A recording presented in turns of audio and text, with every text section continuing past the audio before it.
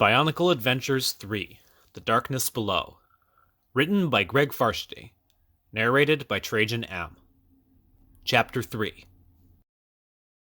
The Toa Metru did not encounter any more difficulties as they penetrated the outer edges of the maintenance tunnels. Now and then a small Rahi would skitter across their path, only to vanish down a hole or amongst the pipes. As they moved deeper into the maze, the air grew increasingly stale. Matau wondered aloud how Onumatoran could stand to work down here. "Practice," said Winua. "Most Onumatorans start out as miners, digging for light stones. You get used to the dark pretty quickly. If you're lucky, you get the opportunity to become an archivist, but even then, you're indoors and underground most of the time. These tunnels might be a little extreme, but nothing that an Onumatoran can't handle." Anawa looked around. "I don't see any Matoran, though." "Well, see, some of the ones who have come down here in the past sort of haven't come back." "You said that was legend," said Nokama. "Evidently, Onumatoran legend has a basis in fact," muttered Nuju. "Anything else you forgot to tell us, Winua?" asked Anawa. Winua raised his light stone to give the Toa Metru a good look at what lay ahead. "Just that." The wide tunnel they were walking through came to an abrupt end at a stone wall a few paces away. 6 narrow openings were visible in the wall, barely more than slits in the rock. "This is the start of the Fiku web," said Winua. "From here, it's just narrow tunnels drilled into the rock, crisscrossing with each other until we reach the main tunnel on the other side." "Do we split up?" asked Vakama. Winua nodded.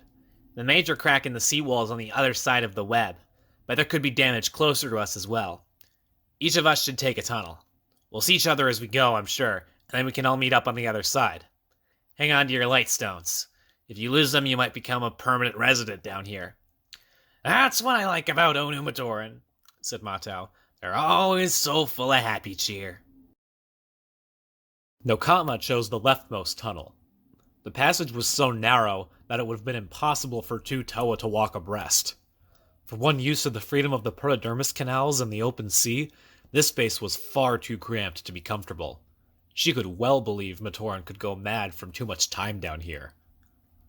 Not for the first time, she wondered if becoming a Toa Metru had been such a good thing. So far, she did not seem to get along very well with any of her comrades. They were certainly not the 5 she would have chosen as companions. Only Vakama had struck her as possessing real wisdom behind his shy front, and now she had fought with him too.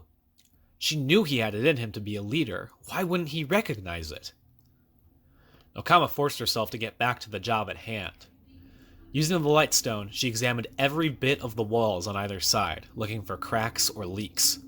One of these tunnels could flood in an instant, and while she could probably survive that, she wasn't so sure about the other Toa Metru. She hoped they were being careful. The tunnel wound around and around like the body of a serpent.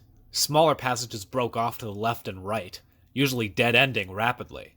Still, each of them had to be examined. She wondered how Winua could have even considered doing this job on his own.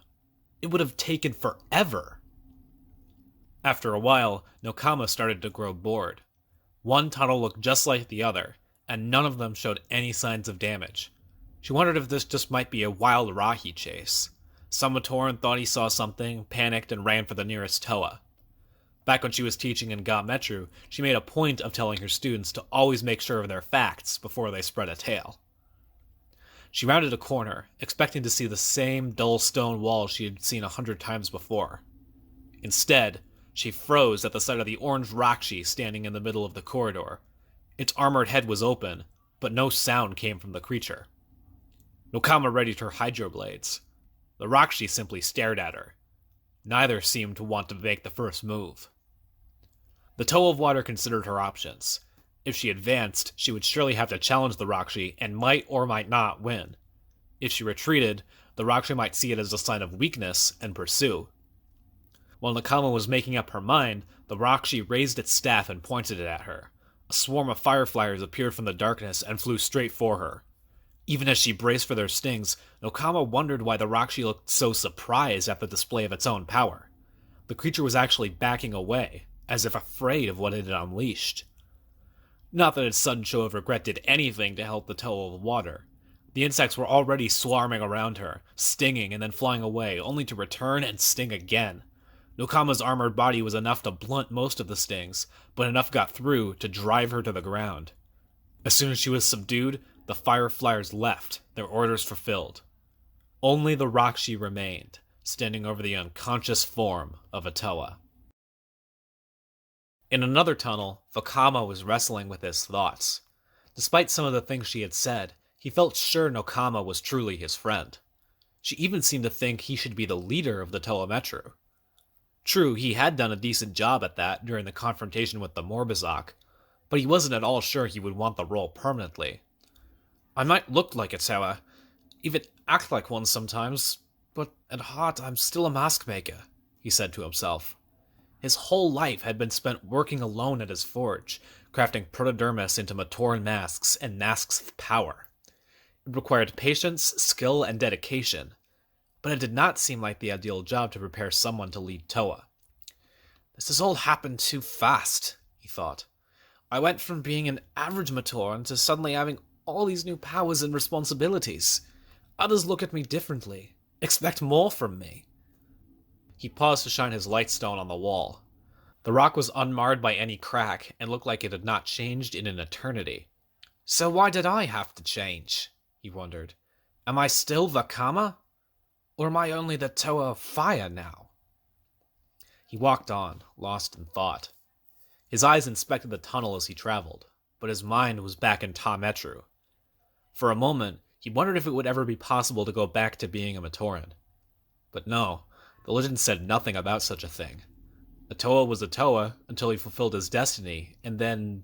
what? So caught up was he in his questions that at first he did not hear the footsteps ahead of him. When he finally did, he stopped. And so did they. When he resumed walking, the footsteps started again. Vakama wanted to call out and see if it was another Toa-Metru, but then realized it might be a Rakshi instead. No point in giving away his position if it wasn't necessary. He moved forward cautiously. The Toa had been caught by surprise a few times too often since their transformation. He was determined that it would not happen again. Disc launcher primed and ready, Vakama took a deep breath and charged around the bend of the tunnel. Yes, there was a figure up ahead. Lean, powerful, carrying some kind of wickedly sharp tools, and moved silently through the shadows. Then it stepped out into the light to reveal... Nokama? Vakama looked at the Toa of water, stunned. They had just parted a short time ago. Had her tunnel crisscrossed with his so quickly? Have you spotted anything or not? The Toa of water shook her head slowly. Not. Vakama moved closer to her, only to see Nokama step back. What's the matter? It's just me. No reason for you to be afraid. Not afraid, Nokama replied. Have you spotted anything? Well, some little Rahi, some cart tracks, and a few Matoran names scrawled on the walls, said Vakama. Nothing I would worry about. Matoran, Nokama repeated quietly, almost as if it were a curse. Well, I would worry. Vakama walked up to Nokama. She looked troubled. What is it?